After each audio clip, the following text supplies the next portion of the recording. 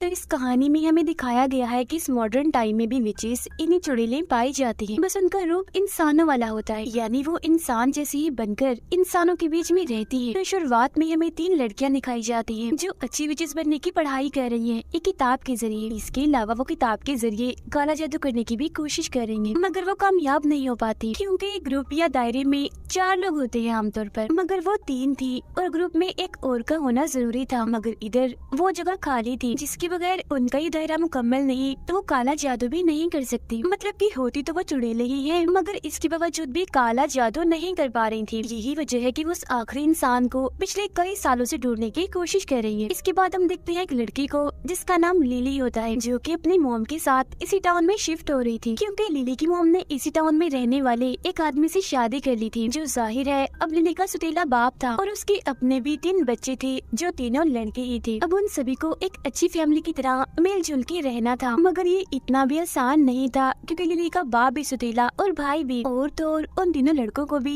Lily और उसकी mom का यहाँ आना अच्छा नहीं लग रहा था। अब रात के वक्त लिली के कमरे में उसकी मॉम आती है और कहती है कि बेटा तुम कल से स्कूल चली जाओ क्योंकि जाना ही तुम्हारे लिए बेहतर है। जिस पर लिली कहती है मॉम अभी तो हम यहाँ आए हैं, तो इतने जल्दी स्कूल और नए स्कूल में क्या मैं इतने जल्दी दोस्त बना पाऊंगी? जिस पर उसकी मॉम कहती है हाँ क्यों नहीं मेरी बेटी, तुम तो सबसे खास हो और तुम्हारा अलग होना ही तुम्हारी खूबी है, तो तुम्हें कोई भी फिक्र नहीं करनी, बस खुश रहो। अब अगली सुबह लिली अपनी मॉम की बात मानकर स्कूल चली ही जाती है, मगर आज स्कूल में उसका पहला दिन था तो वो थोड़ी सी परेशान लग रही थी। उसका मूड खराब था ही कि तभी उसका खून निकलने लगता है और जब एक लड़का टीमी ये देखता है तो उसका मजाक बनाने लगता है। तब इस बात से शर्मिंदा होकर लिली वॉशरूम में आ जाती है जहाँ वो काफी रो रही थी, जहाँ फिर तभी उसकी मदद करने के लिए वही शुरुआत वाली 3 लड़कियाँ आती है जो काला जादू करने की कोशिश कर रही थी। वो दरअसल लिली की क्लास में पढ़ती थी, वो उसे संभालती है, उसकी मदद करती है, जहाँ अब उनकी दोस्ती हो जाती है। जिसके बाद वो चारों एक साथ खाना खाने के लिए जाने लगती है, मगर रास्ते में लिली की तबीयत खराब होने लगती है। तब दर्द बर्दाश्त करने के लिए वो अपने गले में पहने लॉकेट को जोर से पकड़ लेती है। उन तीनों में से एक लड़की देखती है कि इस लॉकेट पर तो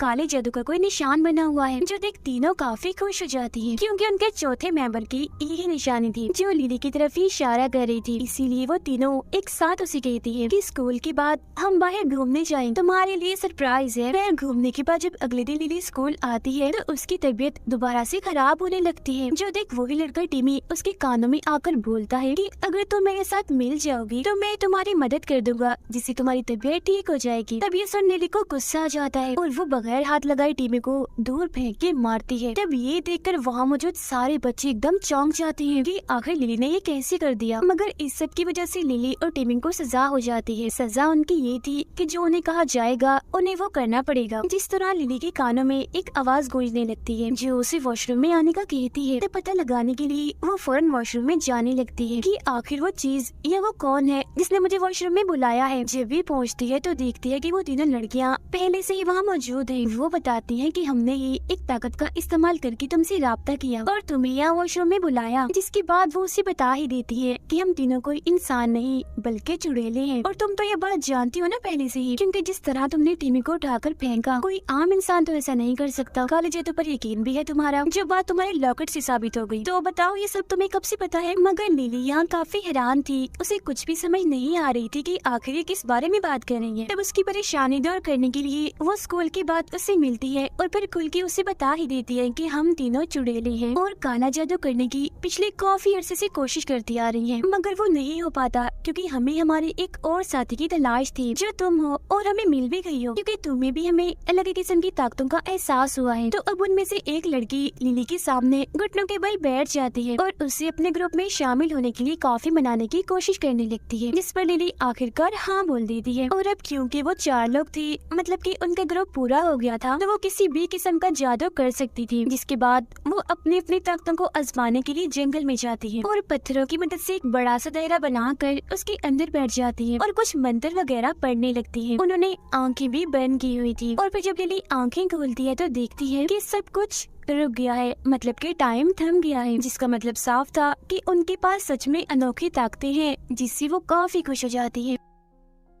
फिर वो अपनी किताब में लिखे बहुत सारे काले जादू करने की भी कोशिश करती है, जो कुछ हद तक काम भी करते हैं। जिसके बाद वो सोचती है कि क्यों ना हम अपने जादू को किसी इंसान पर करें, हमें ये पता चल जाएगा कि ये किसी इंसान पर भी काम करता है या नहीं। तब उनके दिमाग में फौरन टिमी आता है, मतलब कि वो एक बुरा लड़का, कि क्यों ना हम उसे सबक सिखाएं। जिसके बाद उस लड़के के घर जाती है और चुपके से अंदर घुस जाती है। इस वक्त घर खाली था, मतलब कि घर पर कोई भी नहीं था। तो वो सीधा टिमी के कमरे में जाती है और टिमी से जुड़ा हुआ सामान ढूंढने लगती है, मतलब कि उसका बाल, नाखून, ये उसकी इस्तेमाल की हुई कोई चीज। तब उन्हें वहाँ उसकी इस्तेमाल की हुई एक चीज मिल भी जाती है, तो वो उसे इस्तेमाल करने का सोचती है। वो उसे एक बोतल में डालकर उसमें पानी भरती है और फिर उस पर अपना जादू कर ही देती है। जिसके बाद उस पानी को उसके बेड के आसपास और सिराने पर डाल देती है, क्योंकि उनका मानना था कि अगर हमारे जादू ने काम किया तो अगले ही दिन से टिमी का बर्ताव बिल्कुल बदल जाएगा। मतलब जहाँ अब वो एक बदतमीज लड़का है, वो एक अच्छा इंसान, सबका भला चाहने वाला इंसान बन जाएगा। तभी इसी बीच उन्हें घर में किसी के आने की आवाज सुनाई देती है, जो और कोई नहीं बल्कि टिमी था। इसलिए वो चारों जल्दी से खिड़की से बाहर भाग जाती है। अब अगले दिन क्लास में एक लड़का अजीब सी हरकतें कर रहा था, जिससे वो डरावनी सी आवाजें निकाल रहा था, जो देखकर टिमी उसे ऐसा करने से मना करता है कि क्या तुम ऐसी अजीब आवाजें निकाल रहे हो, दूसरों का ख्याल करो, इससे सबको परेशानी हो रही है। जो देखकर चारों लड़कियां हैरान तो थी ही, मगर खुश भी थी कि आखिरकार हमारा जादू काम कर गया, यानी कि टिमी बुरे से एक अच्छा लड़का बन गया। और फिर इसी दिन टिमी लिली से अपने बर्ताव की माफी भी मांगता है कि आई एम सो सॉरी, मैंने तुम्हें बहुत परेशान किया, मैं शर्मिंदा हूँ काफी, और हमारे घर में एक पार्टी होने वाली है, मुझे उम्मीद है तुम सब उसमें लाजमी आओगे। जहाँ फिर रात में वो चारों जैसे उस पार्टी में पहुँचती है तो वहाँ आई लड़कियाँ उनका मजाक बनाने लगती है, जो देखकर लिली का मूड खराब हो जाता है। इसीलिए वो वॉशरूम में चली जाती है, जहाँ तभी टिमी आता है और उसे समझाता है कि वो बहुत बदतमीज लड़कियाँ हैं, तुम उनकी बातों पर ध्यान ना दो, ठीक है, और पार्टी एंजॉय करो। जिसके बाद वो दोनों भी पार्टी में आकर डांस करने लगती है। टिमी जब लिली का लॉकेट देखता है तो बताता है कि मेरी मॉम ने भी मरने से पहले मुझे एक लॉकेट दिया था। और एक हैरानी वाली बात बताऊं, मेरी मॉम के मरने के बाद मैं अभी भी उनसे राब्ते में हूँ। एक बोर्ड के जरिए मैं उनसे बात करता हूँ, वो बोर्ड काले जादू के लिए इस्तेमाल किया जाता है। और फिर अगले ही दिन टिमी भी उनके ग्रुप में शामिल हो जाता है, क्योंकि सच में वो बदल गया था और वो सब अच्छे दोस्त बन गए थे। अब लिली सबको अपने घर बुलाती है एक प्रोजेक्ट पर काम करने के लिए। फिर जब ये सारे लोग लिली के घर पर थे तो तभी वहाँ लिली का सुतेला भाई आता है, और जैसे ही वो टिमी को देखता है उसे काफी गुस्सा आ गया था, इसीलिए वो यहाँ से चला जाता है। जिसके बाद ये पांचों भी लिली के कमरे में चले जाते हैं, जहाँ ये लोग एक गेम खेल रहे थे, जिसमें इनको आज अपने अपने सच और राज सबको बताने थे। जहाँ सब बारी बारी अपने खुफिया राज बताने लगते हैं। और जब बारी आती है टिमी की तो वो बताता है कि मैं एक अच्छा लड़का नहीं था, मैंने बहुत सारे लोगों के साथ गलत किया, मैंने लिली के सुतेली भाई के साथ भी काफी बुरा बर्ताव किया, मैंने उसका दिल दुखाया, वो मेरा बहुत अच्छा दोस्त था, मगर जब से मैंने उसके साथ ऐसा किया वो मेरे साथ बात तक नहीं करता, मेरी तरफ देखता भी नहीं, जो बताते ही वो रोने लगता है। अब हालांकि टिमी ये सब बताना तो नहीं चाहता था, मगर गेम के और उनके जादू के मुताबिक वो झूठ भी नहीं बोल सकता था, उसे सच बताना ही था। जहाँ सारी लड़कियाँ उसे इतना दुखी देखकर संभालती है। इसी बीच नीचे से एडम यानी लिली के सुतेले बाप की आवाज आने लगती है, जो देखकर वो अपने सभी दोस्तों को वहाँ से भेजकर नीचे खाना खाने के लिए आ जाती है। खाना खाने के बाद जब लिली अपने कमरे में आती है तो देखती है कि टिमी अपनी जैकेट यही भूल गया है, जिसे उठाकर वो खुशी से सोने लगती है, क्योंकि अब कहीं न कहीं वो टिमी को पसंद करने लगी थी। इसीलिए वो उसकी जैकेट पर प्यार वाला जादू करती है और पक्का करने के लिए जैकेट को अपने पास रखकर आंखें बंद कर लेती है। अब तभी टिमी अपनी जैकेट ढूंढते हुए यहाँ आ जाता है, जिसे अचानक से अपने घर पाकर वो काफी हैरान रह गई थी। कहती है किस जैकेट की बात कर रहे हो तुम, यहाँ तो कोई जैकेट नहीं है। वो दोनों भी बात कर ही रही थी कि तभी लिली को अपने डैड की आवाज आ जाती है, इसीलिए टिमी को यहाँ से जाना पड़ता है। अब अगले दिन क्लास में टीचर सभी को बताती है कि एक दुखी और बुरी खबर है, हमारे एक स्टूडेंट टिमी ने अपनी जान ले ली है। जो सुनकर लिली की एकदम होश उड़ जाती है, वो काफी चौंक जाती है कि रात को तो हम साथ ही थे, मगर फिर एकदम से वो काफी जज्बाती और दुखी हो गई थी। इसीलिए वॉशरूम में चली जाती है, जहाँ उसकी वो दोस्तें इन्हीं चुड़ैलें पहले से ही मौजूद थी। उन्हें भी टिमी की मौत का बहुत दुख था, इसीलिए वो भी रो रही होती है। साथ ही उन्हें ये भी लग रहा था कि हो ना हो हमारे उस पर जादू करने की वजह से उसकी मौत हुई, और ये भी हो सकता है कि कल रात जो राज उसने बताया उसके बाद शर्मिंदगी से उसने अपनी जान ली हो। पर लिली बताती है कि नहीं, सब मेरी वजह से हुआ, कल रात मैंने उस पर प्यार का जादू किया था और उसे पक्का भी कर दिया था। जिस उनमें से एक कहती है, ये तुमने क्या कर दिया लिली, तुमने टिमी के साथ तो गलत किया ही किया, साथ ही हमारे साथ भी अपना वादा तोड़ दिया। हमने क्या फैसला किया था कि जब तक टिमी पर एक जादू का असर है हम उस पर दूसरा कोई भी जादू नहीं करेंगे। करेंगे, मगर तुमने सब गड़बड़ कर दी। जिसके बाद वो लिली की इस हरकत पर उससे नाराज हो जाती है। अब अगले सीन में लिली जब अपने कमरे में थी तो उसे अपने डैड एडम की आवाज आती है जो किसी से बात कर रहा था। चेक करने जब वो नीचे आती है तो देखती है कि एडम अपने बेटे को समझा रहा होता है कि जो तुम्हारे साथ टीमी ने किया उसे भूल जाओ, दिल बड़ा करो, तुम बहादुर हो, डरपोक और बुजुर्ग तो तुम्हारा दोस्त टीमी था जिसने अपनी जान ले ली। अब ये सब सुनने के बाद लिली जैसे कमरे की तरफ जा रही होती है तो तभी अचानक उसके सामने एडम आ जाता है और उसे वो दीवार पर लगी घड़ियां और पुरानी चीजों के बारे में बताने लगता है, जिससे उसे फौरन अजीब गरीब चीजें दिखना शुरू हो जाती हैं, जो सब किसी काले जादू की तरफ इशारा कर रही थी। वो चीजें थी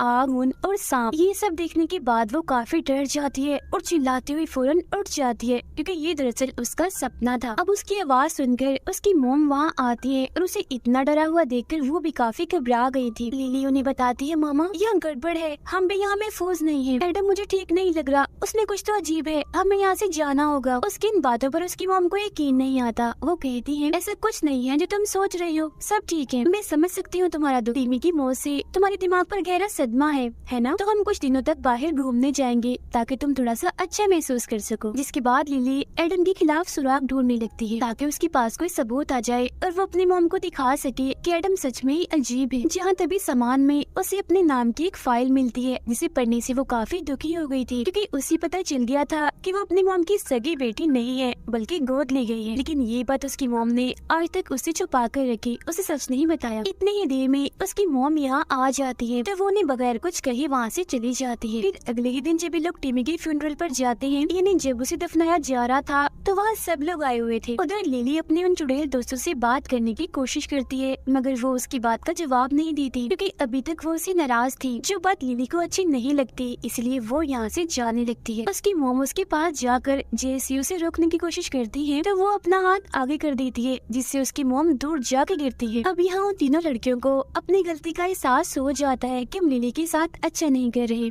क्योंकि अगर गलत उसने किया है तो हमने कौन सा अच्छा किया, हमने भी तो टीमी से बदला लेने के लिए उस पर जादू किया ही था। जिसके बाद ही वो तीनों अब जादू ना करने की कसम खाती है। उधर लिली की मोम ने भी उसकी यहाँ से जाने वाली बात मान ली थी। वो अपना और लिली का सामान पैक करके गाड़ी में रख रही थी। जहाँ पर तभी लिली आती है। उसकी मोम कहती है कि मुझे पता है तुम सच जान गई हो, मतलब कि तुम मेरी सगी बेटी नहीं हो और हो सके तो मुझे माफ कर देना बेटा, मैंने आज तक तुमसे ये बात छुपा के रखी। दरअसल मुझे डर लगता था कहीं तुम्हारे साथ कुछ गलत ना हो जाए, और अगर तुम्हारे साथ गलत हुआ तो मेरे साथ भी हो जाएगा। यही वजह है कि मैं तुम्हें हमेशा कहती थी कि तुम्हारा अलग होना ही बेहतर है, क्योंकि जब तुम अलग होगी तो गलत सिर्फ तुम्हारे साथ ही होगा। ये सुनकर लिली कहती है, सच में सगी माँ सगी ही होती है, तुम मेरी माँ कभी बन ही नहीं सकती, क्योंकि एक सगी माँ कभी भी अपनी बेटी को ऐसे नहीं कहती, मुसीबत में उसे अकेले नहीं छोड़ सकती। और फिर तभी उसकी मोम अपना रूप बदलने लगती है, जो दरअसल और कोई नहीं बल्कि एडम था, जिसकी मोम का रूप लेकर उससे बातें कह रहा था। दरअसल एडम भी कोई आम इंसान नहीं बल्कि एक विच ही था। वो पहले लिली का ध्यान भटकाता है और फिर उसे मुक्का मार के बेहोश कर देता है और पकड़कर उसे जंगल में ले जाता है। उधर वो तीनों चुड़ैले टीमी से अपने किए की माफी मांगने के लिए काले जादू वाले बोर्ड के जरिए उसे बात करने की कोशिश करती है। तब टीमी उनकी बात का जवाब भी देता है कि मैंने खुद अपनी जान नहीं ली बल्कि एडम ने मुझे मारा है, क्योंकि वो कोई इंसान नहीं है बल्कि विच है और वो भी काफी खतरनाक वाला। ये जानकर वो तीनों समझ जाती हैं कि अगर एडम ने टीमी को मार दिया तो वो लिली को भी नहीं छोड़ेगा, इसका मतलब कि लिली की जान खतरे में है। उधर जब लिली को होश आती है तो एडम उसे कहता है, अपनी सारी ताकतें मुझे दे दो वरना मैं तुम्हें जान से मार दूंगा, पर वो ऐसा करने से साफ साफ मना कर देती है। और तभी एडम उसका गला दबाकर उसे जान से मारने की कोशिश करता है। यहाँ वो खुद को बचाने के लिए कुछ भी नहीं कर पा रही थी, क्योंकि एडम ने उसे अपने जादुई दायरे में रखा हुआ था जहाँ उसकी ताकतें काम नहीं कर रही थी। लेकिन फिर तभी अचानक से वक्त रुक जाता। लिली जैसे पीछे मुड़कर देखती है तो वहाँ उसकी वो तीनों दोस्तें थी जो आखिरकार उसकी मदद करने के लिए यहाँ आ ही गई थी। वो अब तीनों एक साथ अपनी अपनी ताकतों का इस्तेमाल करके एडम को रोकने की कोशिश करती है, मगर वो उसकी ताकतों के आगे कमजोर थी, ज्यादा देर तक उसे वो नहीं रोक पाती। एडम एक एक करके उठा कर उन्हें अलग अलग फेंक देता है और फिर लिली को जान से मारने के लिए उसकी तरफ बढ़ता है, मगर तभी लिली देखती है कि मेरी दोस्तें अलग अलग 3 जगहों पर गिरी हुई हैं, तो वो भी चौथी जगह पर जाके गिर जाती है। अब ऐसा करके उनका दायरा मुकम्मल हो गया था, इसीलिए वो अपने लिली अपने मंत्र पढ़ने लगती है, जिसके बाद